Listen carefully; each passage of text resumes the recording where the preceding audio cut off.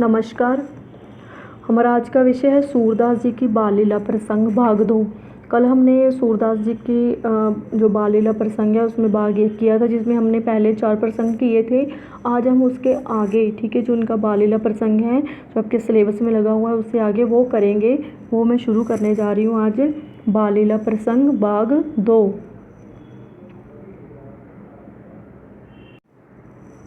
तो देखो फर्स्ट वाला, बांध्यो आज कौन तोहे शोरे, बहुत लंगराई किन्नो मोसो, बज गए रजू उखल सो जोरे। जननी अति रिस जानी, बंधायो निरख वदन लोचन जल डोरे। जे सुन ब्रज जुबती सबदाई, कहत कान अब क्यों नह शोरे। उखल सो गए बांध बसोदा, मारन को सांटी कर तोरे। सांट देख ग्वाल पछतानी, बिकल बई जय तय मुख मोरे। सुने मेहर ऐसी ना बूझ्य, सुत बांधित माखन दधि शोरे। सूर सायम को बहुत सतायो, चक्कू परी हम तय ये भोरे। तो देखोगे इसमें जो श्री कृष्ण आपको जैसे बताया था कि आपको पता भी है कि जो माखन चोरी करते रहते थे और भी बहुत सारी शरारतें करते थे। तो यहाँ पर है कि जो गोपियाँ हैं वो जब शिकायत कर लेकर यशोदा माता के पास आ जाती थी, तो यहाँ पर भी यही बताया जाता है कि एक जो गोपी है वो यशोदा माता के पास शिकायत लेकर आती हैं, और जो यशोदा है वो गोपी की शिकायत सुनकर इतनी खींच उठती हैं कि वो श्री कृष्ण को उखल के साथ बांध देती हैं। तो यहाँ पर यही दृश्य बताया गया है, बांध्यो आज कौन तोहे शोरे। यशोदा कहती कि आज मैं तुम्हें बांध रही हूँ, कौन तोहे शोरे, ठीक है, देखती हूँ तुम्हें कौन छुड़ाता है। बहुत लंगराई किन्नो मोसो, लंगराई अर्थात शरारतें, कि तुमने बहुत सी शरारतें की हैं।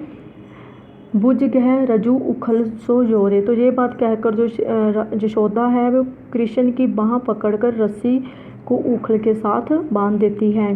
जननी अति रिस जान बंधायो, यशोदा ने बहुत गुस्से में आकर श्री कृष्ण को बांध दिया था। निरख वदन लोचन जल डोरे, और श्री कृष्ण का मुख देखकर आंखों से आंसू झर रहे थे। जे सुन ब्रज जुवती सबदाई, कहत कान अब क्यों न शोरे। तो ये सुनकर जो श्री कृष्ण को यशोदा ने बांध दिया है, तो ब्रज की युवतियाँ दौड़कर आई और यशोदा से कहने लगी कि अब कन्हैया को छोड़ क्यों नहीं देती। उखल सो गए बांध यशोदा, मारन को सांटी कर तोरे। उधर यशोदा श्री कृष्ण को उखल से बांधकर उसे मारने के लिए हाथ से सोंटी उसने तोड़ी, और यशोदा के हाथ में सोंटी देखकर सांट देख ग्वाल पछतानी, ठीक है, जो उसके हाथ में जब वो सोटी देखती है, जो ग्वालन थी शिकायत करने वाली गोपी थी, वो मन में पश्चाताप करने लगती हैं कि उसने शिकायत क्यों की है। बिक्कल बई जय तय मुख मोरे, और अपनी व्याकुलता प्रकट करने के लिए अपना मुंह इधर उधर मोड़ने लगती हैं। सुने मेहर ऐसी ना बूझ्यो, सुत बादत माखन दधी शोरे। तो वे यशोदा से कहने लगी हैं कि थोड़े से मक्खन दही के लिए बेटे को उखल से बांधना उचित नहीं है। सूर सायम को बहुत सतायो, चक्कू परी हम तय ये भोरे। तो सूरदास जी कहते हैं कि वह गोपी पश्चाताप से बढ़कर बोली कि मेरी वजह से श्री कृष्ण को बड़ा कष्ट पहुंचा, मैंने उसकी शिकायत करके बड़ी भूल की है। नेक्स्ट देखो, सायम सखा को गेंद चलाई, श्रीदा माँ मुर अंग बचायो। गेंद परी काली द जाई, दाई गई तब फेंट सायम की। दहू ना मेरी गेंद मंगवाई, और सखा जन मोको जानो। मोसो तुम जन करो ठिठाई, जान बूझ तुम गेंद गिराई। अब दीनो बने कनाई, सूर सखा सब हस्त परस्पर, बलि करी हरि गेंद चलाई। तो यहाँ पर क्या है कि श्री कृष्ण की जो बाल क्रीड़ा है उसका वर्णन यहाँ पर किया गया, जब वे अपने सखाओं के साथ खेलते हैं, अपने सखा श्री दामा के साथ, ठीक है। सायम सखा को गेंद चलाई, तो श्री कृष्ण ने अपने मित्र श्री दामा के ऊपर गेंद का प्रहार किया। श्री दामा मुर अंग बचायो, मुर अर्थात मुड़कर, कि श्री दामा ने मुड़कर अपने अंग को बचाने की चेष्टा की। गेंद परी कलिदा जाई, पर जो गेंद थी वो कालिदा के सरोवर में जा गिरी। दाई गई तब फेंट सायम की, दाई अर्थात कि श्री दामा ने दाई फेंट होता है कमरबंद, तो श्री दामा ने दौड़कर दाई जाना अर्थात भागकर दौड़कर श्री कृष्ण का कमरबंद पकड़ लिया और कहा, देहू ना मेरी गेंद मंगवाई, कि जैसे भी हो मेरी गेंद मंगवा कर दो। और सखा जन मोको जानो, वो कहता है कि मुझे और सखाओं की तरह मत समझो। मोसो तुम जन करो ठिठाई, और मेरे साथ ठिठाई मत करो। अभिप्रिय ये है कि श्री दामा के ऊपर श्री कृष्ण की दोंस नहीं चल सकती। जान बाज बूझ तुम गेंद गिराई, अब दिनों बने कन्हाई। वो कहता है श्री दामा कि तुमने जानबूझकर मेरी गेंद गिराई है, अब तो गेंद लुटाने पर ही तुम्हें छोड़ूंगा। सूर सखा सब हस्त परस्पर, बलि करी हर गेंद गवाई। सूरदास जी कहते हैं कि सभी सखा आपस में हंसकर कहते हैं कि श्री कृष्ण ने गेंद गवाकर बड़ा ही अच्छा किया है। नेक्स्ट देखो, फेंट छाड़ मेरी देहु श्री दामा, काहे को तुम रारी बढ़ावत तनक बात के कामा। मेरी गेंद लेहु तय बदले बाँ गहत को दाई, छोटी बड़ी न जानत काहू करत बराबर आई। हम काहे को तुम्हें बराबर बड़े नंद के पूत, सूर सायम दीनो ही बन्यो बहुत कहावत दूत। तो यहाँ पर क्या होता है कि जब उसकी गेंद कालीदाह में गिर जाती हैं तो श्री दामा श्री कृष्ण से अपनी गेंद वापस मांगते हैं। तो यहाँ पर श्री कृष्ण उसे समझाते हैं, पर श्री दामा अपनी जिद पर अड़ा हुआ है। फेंट छाड़ मेरी देव श्री दामा, फेंट अर्थात कमरबंद। श्री कृष्ण ने श्री दामा से कहा कि मेरा कमरबंद छोड़ दो। काहे को तुम रारी बढ़ावत तनक बात के कामा, कि छोटी सी बात को लेकर तुम झगड़ा क्यों बढ़ा रहे हो। मेरी गेंद लियो तय बदले बहाँ गैत को दाई, कि तुम अपनी गेंद के बदले मेरी गेंद ले लो। बहाँ गात के हो दाई अर्थात कि तुमने दौड़कर मेरी बाजू ही पकड़ ली हैं। छोटे बड़ों ना जानत काहू करत बराबर आई, कि तुम छोटे बड़ों का अंतर ही नहीं समझते, आकर बराबरी करने लगे हो। हम काहे को तुम्हें बराबर बड़े नंद के पूत। तो श्री दामा उससे कहते हैं कि मैं तुमसे भला क्यों बराबरी करने लगा, तुम तो राजा नंद के बेटे हो, उनके पुत्र हो। सूर साइम दीन ने ही बन्यो बहुत कहावत दूत। सूरदास जी कहते हैं कि श्री दामा ने कहा कि अब तो श्री कृष्ण को गेंद देना ही पड़ेगा, वे अपने आप को बड़ा द्रुत समझता है, चालाक समझता है। नेक्स्ट देखो, बुझत साइम कौन तू गोरी, कहाँ रहत काकी हैं बेटी देखी नहीं कहूँ ब्रज खोरी। काहे को हम ब्रज तन आवती, खेलत रहत अपनी पोरी। सुनत रहत सत्रवन ढोटा, करत फिरत माखन दधी चोरी। तुम्हारो कहाँ चोरी हम ले है, खेलत चलो संग मिल जोरी।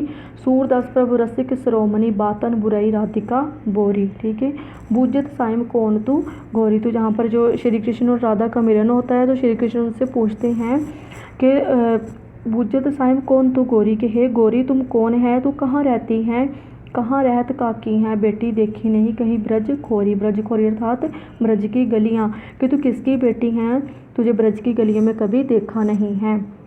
काहे को हम ब्रज तन आवती, खेलत रहत अपनी पोरी। अपनी पोरी अर्थात कि अपने घर का आंगन द्वार। तो आगे राधा कहती है कि मैं भला उनके प्रश्नों का उत्तर देती है कि मैं भला ब्रज की गलियों में क्यों आऊँ, मैं तो अपने घर के आंगन में ही खेलती रहती हूँ। सुनत रहत स्त्रवन ढोटा, करत फिरत माखन दधी चोरी। वो कहती है कि मैं अपनी आँखों से मैं अपने कानों से ये बात सुनती रहती हूँ कि नंद का एक बेटा है जो माखन और दही को चोरी करता रहता है। तुम्हारो कहाँ चोरी हम ले हो, खेलत चलो संग मिल जोरी। तो श्री कृष्ण क्या है, स्थिति को समझते हुए जट से कहते हैं कि हमने तुम्हारा क्या चुराया है, अर्थात मैं चोर ही सही पर तुम्हारा तो कुछ नहीं चुराया। तुम्हारो कहाँ खेलत चलो संग मिल जोड़ी। बाद में कहते हैं कि चलो मेरे साथ जोड़ी बनाकर खेलो।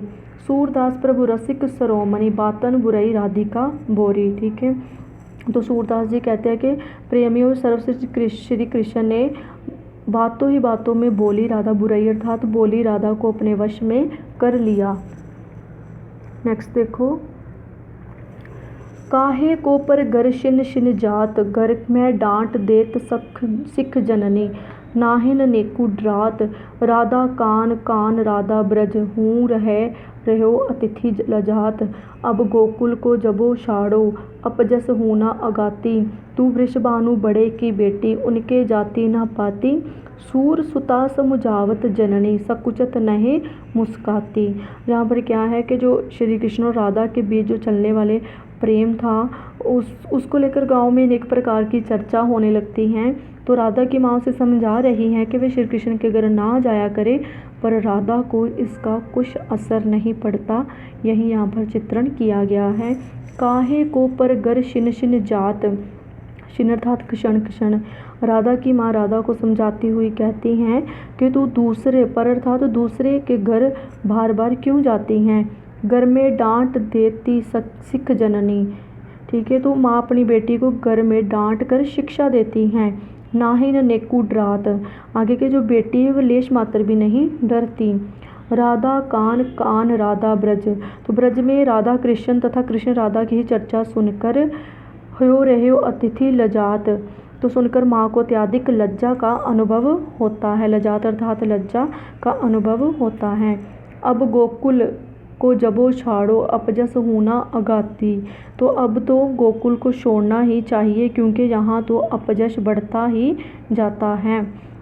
तो वृषभानु बड़े की बेटी उनके जाति ना पाती, तो माँ ने राधा को समझाते हुए कहा कि तू तो बड़े वृषभानु की बेटी हैं, उनके जाति ना पाती, उनकी तो जात पात तक का पता नहीं है।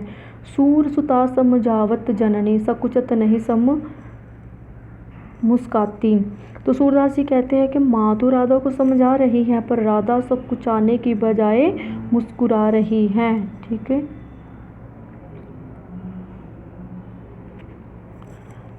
तो ये था आपका बाल लीला प्रसंग जो आपको यहाँ पर लगा हुआ था आपके सिलेबस में। तो यहाँ पर ये ख़त्म होता है। नेक्स्ट हम करेंगे मथुरा गमन। Thank you student.